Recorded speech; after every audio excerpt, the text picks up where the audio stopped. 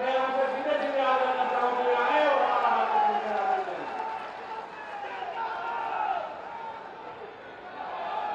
उत्तर प्रदेश के मजबूत और प्रभावशाली जिला मुजफ्फरनगर में हमारे प्रदेश के ऊर्जावान मुख्यमंत्री आदरणीय योगी आदित्यनाथ जी का मैं इस किसानों की धरती पर स्वागत करता हूं, अभिवादन करता हूं।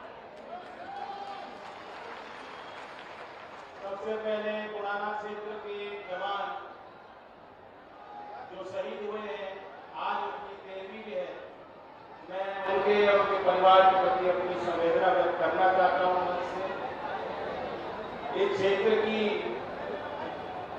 बड़ी प्रतिभाशाली युवती प्रीति पाल, जिन्होंने एक नहीं दो पदक पैरालंपिक्स में जीत के इस क्षेत्र का नाम रोशन किया, उनका भी नमन करता हूं।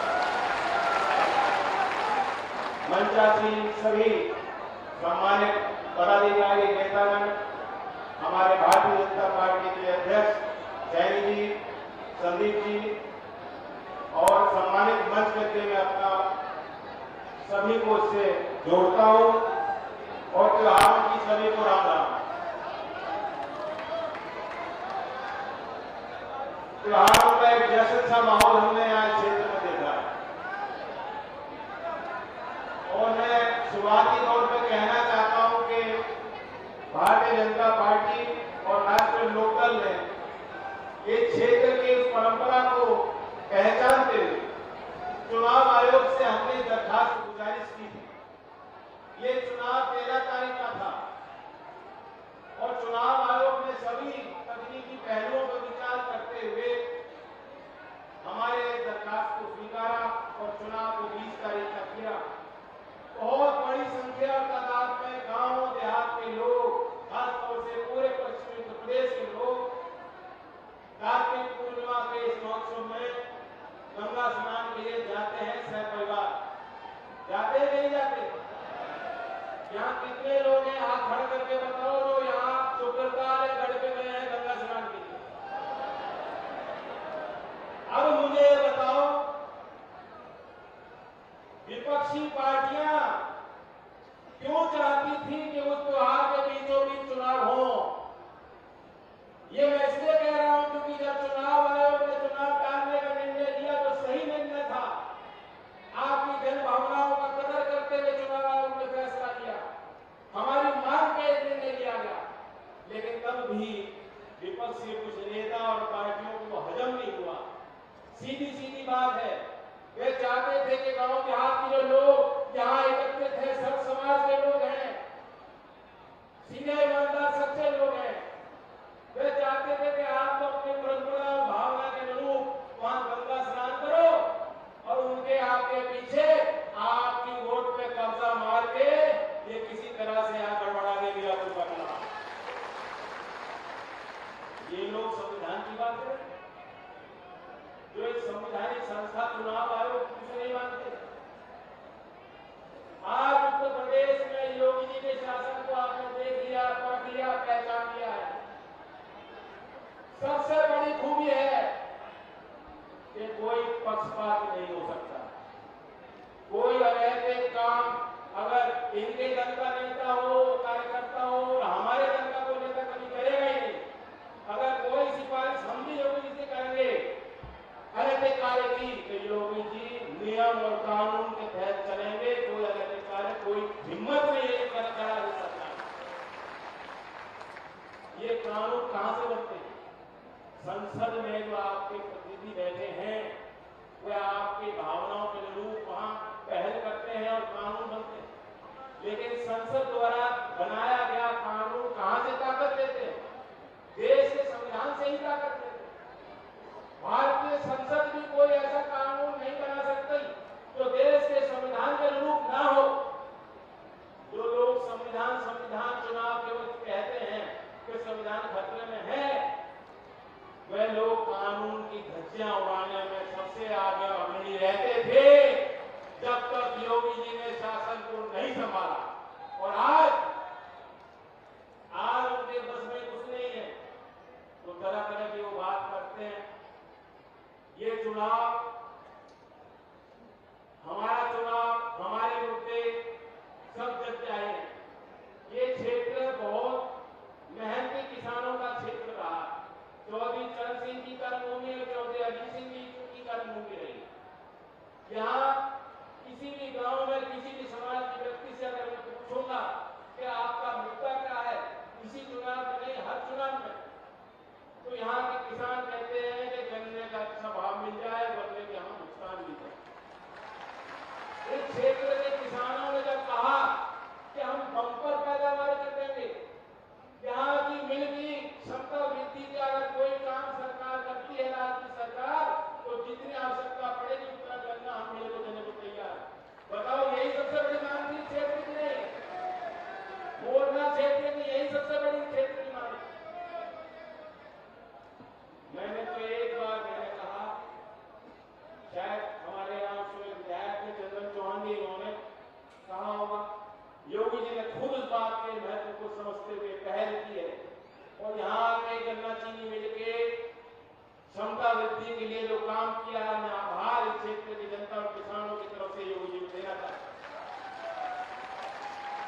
आगे भी किसानों के लिए उन्नत खेती कराने के लिए, उनको लाभकारी मूल्य दिलाने के लिए जो कदम सरकार को लेने होंगे, मैं बड़ी जिम्मेदारी के साथ कह रहा हूं, मैं भी साझेदार हूं। और योगी जी जहां किसान की बात आती है वो सबसे पहले काम करते हैं, उनकी कलम अपने आप चल पड़ती है। आगे भी जो काम करने होंगे किसानों के लिए सरकार आपके लिए निश्चित तौर से करेगी। और क्या बोलते हैं चुनाव में, कानून व्यवस्था की बात आप जानते हैं।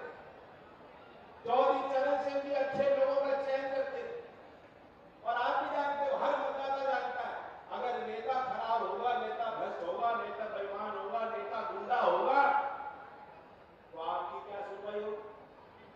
आप मिथिलेश पाल जी को देख लो, शारीरिक कद कम है, छोटा है, लेकिन मेहनत करने की क्षमता किसी घटे घटे आदमी से कम नहीं, बहुत मेहनती है। और मैंने जब इनको देखा, मुस्कुराते हुए देखा। राजनीतिक क्षेत्र में जब कोई सक्रिय होता है इतने समय, कोई ना कोई बुराई करने वाला भी मिल जाता है, कोई आलोचक मिल जाता है, कोई दुश्मन बन जाता है, चाहते हुए ना चाहते। लेकिन मिथिलेश पाल जी के जितने गांव में मैं गया हूं, 2009 में 56 गांव में गया था, भूले तो नहीं होंगे, 56 गांव में हम लोग गए। एक व्यक्ति ने मुझे आके ये नहीं कहा कि मिथिलेश पाल गुंडाई करती है, बदतमीजी करती है, व्यवहार गलत करती है, एक व्यक्ति ने। और क्या चाहते हो जनप्रतिनिधि से? जब ऐसे जनप्रतिनिधि होंगे तो क्षेत्र का विकास कोई रोक नहीं सकता, क्षेत्र में कोई झगड़ा फसाद तनाव कभी बन नहीं सकता, भाईचारा भी कायम रहेगा और विकास की गति भी मजबूत रहेगी, बुलंद रहेगी। इसलिए मैं आपसे अपील करने आया, जो महत्वाकांक्षी काम आज राज्य की सरकार और केंद्र की सरकार दोनों मिलकर कर रही है, महत्वपूर्ण क्षेत्रों में जिसका सीधा संबंध मुजफ्फरनगर के लोगों से है, यहाँ के ताना बाना से है, सबसे बड़ा काम नौजवानों के लिए आज सरकारें कर रही है। नरेंद्र मोदी जी चूकते नहीं है, प्रधानमंत्री जिस मंच पे हो, किसानों के कौशल विकास की वो बात करते हैं, बेहतर शिक्षा पद्धति तैयार करने की, और उस ओर राज्य सरकार भी, क्योंकि शिक्षा विभाग को मैं देखता हूं, समीक्षा करता हूं, अच्छे कार्य कर रही है। यूपी अपना मॉडल तैयार कर रही है, लोगों में होड़ है कि मैं प्राइवेट स्कूल में ही बच्चे को भेजूंगा, सरकारी स्कूल की तरफ किसी की निगाह नहीं जाती थी। इससे पहले यूपी के जो सरकारी स्कूल थे उनकी हालत बद से बदतर थी, लेकिन कायाकल्प योजना नाम से इन्होंने ये योजना विशेष चलाई है और कहा कि सिर्फ शिक्षा विभाग ही नहीं, तमाम जितने विभाग हैं वहां से संसाधन जुटा करके 19 पैमानों पर सरकारी स्कूल, जो 1.37 लाख स्कूल है, जिनमें 1,80,00,000 हमारे प्रदेश के बच्चे पढ़ते हैं, उन स्कूलों का कायाकल्प करना है और उनका विकास करना है। और ये एक मॉडल के तौर पे जब दूसरे राज्य के शिक्षा मंत्री के साथ हम बैठते हैं, उनको बताते हैं कि यूपी ये कर रहा है, उनकी आंखें खुल जाती हैं। ये समय की आवश्यकता है। मैं आप सबसे भी अपील करता हूं कि सरकारी स्कूल, सरकारी ITI, सरकारी संपत्तियां, सरकारी शिक्षण संस्थानों को अगर मजबूत करना है, सरकार संसाधन भी देगी और आप जो अभ्यर्थी हैं, जो छात्र हैं, जो उनके परिवार हैं, जो परिजन हैं, आप लोगों का भी हमें परम सहयोग चाहिए होगा। स्वास्थ्य के क्षेत्र में आप देखिए, मैं अभी पढ़ रहा था कि मुख्यमंत्री ने कहा इस साल जो यूपी की MBBS की सीटें थी उनको दुगना कर देंगे। 17 नए मेडिकल कॉलेज का निर्माण इस साल हो जाएगा। ये प्रदेश में 5.25 करोड़ आयुष्मान भारत के कार्ड हैं और दूसरी तरफ प्रधानमंत्री कह रहे हैं, इस क्षेत्र का एक मिजाज था योगी जी और आज भी है। मैं तो जिस पीढ़ी से आता हूं और जो मुझसे युवा हैं बच्चे, वे भी संस्कार से जुड़े हुए हैं। हमारे यहाँ बुजुर्गों का बहुत ज्यादा सम्मान है। पगड़ी बांधी जाती है, जो सबसे बुजुर्ग हैं उन्हीं को कर्ता माना जाता है घर में, परिवार में, समाज में। बताओ बात सही है कि नहीं? और पगड़ी का सम्मान, पगड़ी की लाज सम्मान करना यहाँ के लोग अच्छी तरह जानते हैं। जब प्रधानमंत्री मोदी जी ने कहा कि किसी बुजुर्ग को कोई बीमारी हो जाती है, उपचार कराना पड़ता है, उसकी देखभाल के लिए कोई व्यवस्था नहीं, इंश्योरेंस कंपनी उसका बीमा नहीं कराती, वो कैसे इलाज कराएगा? आयुष्मान भारत में 70 साल और उससे भी ज्यादा उम्र के जो लोग हैं, कोई पैमाना नहीं आयु का, उसका उम्र का, उनके आय का, जो भी चाहेगा आयुष्मान भारत का कवच उनको भी उपलब्ध कराने का ऐतिहासिक निर्णय केंद्र सरकार ने लिया। और जब प्रीतिपाल की मैंने बात की तो युवाओं से जुड़ा एक बड़ा काम है जो खेल प्रतिभाओं को सम्मान देने का। बहुत ही अच्छी योजना प्रदेश की सरकार लाई है। इससे पहले खिलाड़ियों को कोई पूछता नहीं था, हमारे राज्य के खिलाड़ियों को मजबूरी हरियाणा, पंजाब और उत्तराखंड दूसरे राज्य में जाके इनकी टीम से खेलना पड़ता। लेकिन अब नीति बन गई, पूरे प्रदेश में 14 सेंटर ऑफ एक्सीलेंस स्थापित होंगे। हर प्रशासनिक ब्लॉक इकाई में मिनी स्टेडियम बनेंगे। हर आपके जोनल हेडक्वार्टर में बड़े स्टेडियम का निर्माण होगा। और देश में शायद कहीं नहीं है पहला खेल का विश्वविद्यालय, और कहीं नहीं, इसी मुजफ्फरनगर लोकसभा क्षेत्र के सरदना विधानसभा में बनने जा रहा है। तो खिलाड़ियों का सम्मान किया है, युवाओं की बड़ी जिम्मेदारी को देखते हुए उनको बढ़ाने के लिए काम सरकार कर रही है। और अभी जो बजट में ITI की घोषणा हुई है, मैं ये खुला वादा मंच से कर रहा हूं और मैं कह रहा हूं, आश्वासन देता हूं कि यूपी की जो 60,000 करोड़ की योजना है उसमें उसे क्रियान्वित करने में बड़ी भागीदारी उत्तर प्रदेश के होने जा रही है। लंबा चौड़ा भाषण नहीं दूंगा, मैं अभी आया था और फिर आऊंगा क्षेत्र में। इस क्षेत्र ने हमेशा मुझे प्यार दिया है, बढ़ाने का काम किया है। मैं आपसे यही कहना चाहता हूं कि मिथिलेश जी का ख्याल रखना। ये ऐसी उम्मीदवार हैं जिनका चयन चौधरी अजीत सिंह जी ने पहली बार किया था।